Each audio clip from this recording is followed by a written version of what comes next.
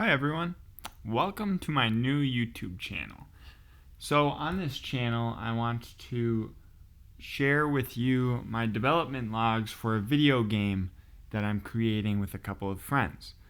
So let's get started. The name of the game is Don't Cry For Me, and it's about a little boy traveling through outer space looking for his parents. I don't want to get too in depth right now, so let's just show you the game mechanics, what we have so far. So this little white square is the player right now. We haven't had any art assets added to it yet, but it can interact with a lot of different things. So for example, it can walk up to this red circle, and this would be a player here, so you can talk to it. You can see it's a little cut off at the top here. And then you can click through, and that's just an NPC. These red squares are then enemies. So the tool I have attached right now is the bomb tool, so I can drop a bomb next to an enemy and you'll see it'll destroy the enemy just like that.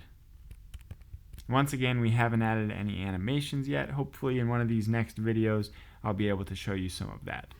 Alright, so the next part of it is the spaceship. So the spaceship allows you to fly between different planets.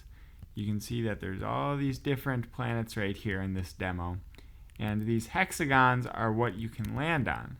So if I press Q, I can land on this, and now I'm on a new planet. And my spaceship sits right there on the space landing pad. Let's hop back on the spaceship, go back to the planet we were on originally. Okay. And this white diamond here is the entrance to our first dungeon in the game. Why don't we go ahead and enter?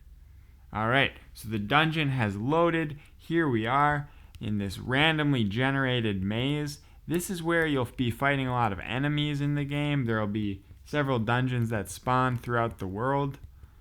And what's really cool, what we've set up so far, is a weapon system which can handle all sorts of different weapons with different features. Right now we have the bomb weapon attached.